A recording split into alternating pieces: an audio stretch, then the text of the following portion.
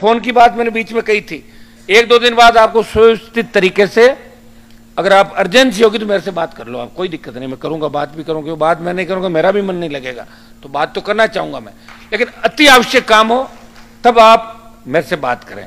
एक निवेदन और करूंगा कि बहुत जरूरी काम हो जब भी मेरे से व्यक्तिगत मिले। एनर्जी कहां से लाऊंगा इतनी भाई, ये तो बताओ। सेल्फी में, धक्का मुक्की में तो टाइम निकल जाता है, फिर समय तो बहुत कम है अपने पास। या तो समय और मिल जाए 101 साल का, और काम कर लेंगे।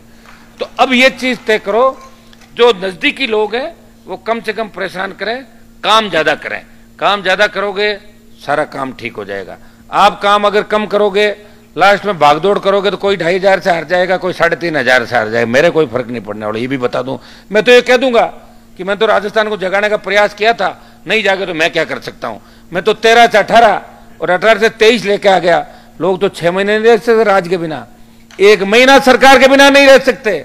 लोगों की तो ऐसी हालत है कि उनको अगर सिक्योरिटी दे दो, 4 सिपाही दे दो और एक सरकारी बंगला खाली मत कराओ, उसमें सारा परिवार पहुंच जाता है। आंटी सारी चली जाती, बेटी बेटा प्लीज अंकल मकान खाली मत कराओ, ताऊ जी प्लीज हम तो आपकी पार्टी की सेवा करेंगे। करते हैं, लोगों का काम है भाई, हमें नहीं करना, हमें दिखाना है।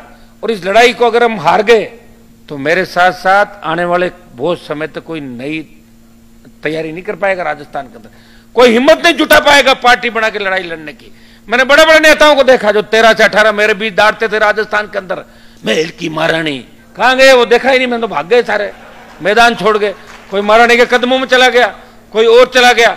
एक ही व्यक्ति लड़ रहा है इस राजस्थान के अंदर, एक ही व्यक्ति लड़ रहा है इस देश के अंदर विपरीत परिस्थितियों में।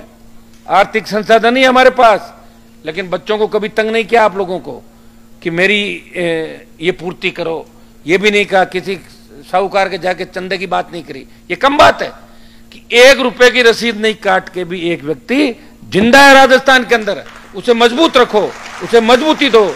हो सकता है कि कई बार आप झुंड बना के आते होंगे रात को 2 बजे, आपको पता है कि मेरा भी परिवार है, ऐसी स्थिति में नहीं मिल पाता, कई बार मैं थक जाता हूं। तो आप ऐसा काम ही क्यों करो, बात कर लिया करो ना पहले, आए कि नहीं आए। ये काम तो आपके फोन पे ही हो रहे हैं सारी सरकार तो फोन पे खड़ी है। RLP नाम लेते ही सरकार आ जाती, साहब बोलो कहाँ आना है, तो तुम क्यों आ रहे हो, वहीं आ जाएगी, तुम्हारे पास ही आ जाएंगे। थानेदार डिप्टी तो आ जाएंगे जैसे कहते, तहसीलदार, और किससे काम पड़ता है आपका, DG से तो काम नहीं पड़ता होगा आप लोगों का। आप ये भी कोशिश करें कि हमारे नेता को दूसरा काम भी करने दें, वो कागजी काम भी करेगा, लोकसभा में दिल्ली में रहेगा। कई लोगों को मैं देखता हूं कि वही लोग नागौर में आएंगे, वो जोधपुर में आ जाएंगे, मैं दिल्ली पहुंचूंगा, उससे पहले घर के बाहर मिलेंगे। ये अच्छी बात नहीं भाई, काम कैसे करूंगा बताओ मुझे।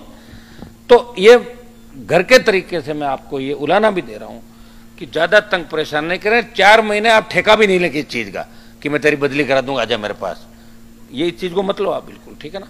अपना काम करो, और कोई बहुत ज्यादा पीड़ित है, बीमार है, तो अर्जी दे देना, करवा देंगे, लेकिन ठेका मत लो। ठेका कांग्रेस और बीजेपी के पास रहने दो, क्योंकि ज्यादा ट्रांसफरों में और ज्यादा कामों में फायदा नहीं मिलता, नुकसान ही होता है कि 2-4 के पैसे इधर उधर को खा गए तो बदनामी हो जाती, को पैसे खा गया, फलाना हो गया।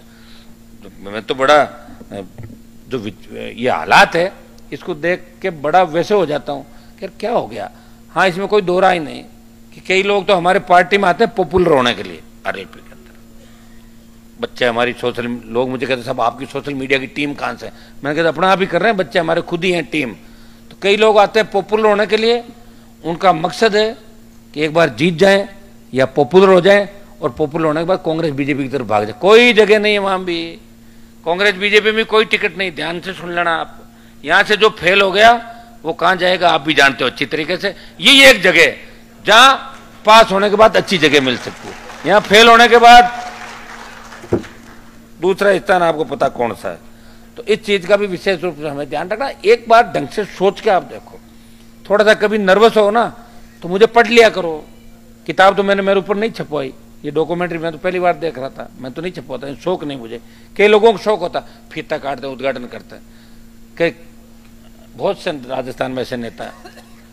तो भाइयों, मुझे एक ही शौक है कि मेरे लोगों को मैं आगे लेके कैसे आऊं। आगे तो हम आगे, पिछली बार अगर 10 MLA आते तो उप मुख्यमंत्री तो अपना हो जाता, लोग तो उप मुख्यमंत्री से ही राजी है।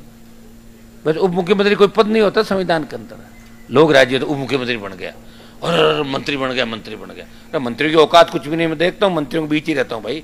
लोकसभा के अंदर तो मोदी खुद मंत्रियों को नहीं जानता।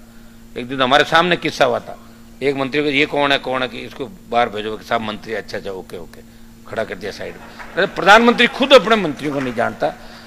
ये हालात आप देखिए, और किस तरह की जो घटना आपने हुई बताओ।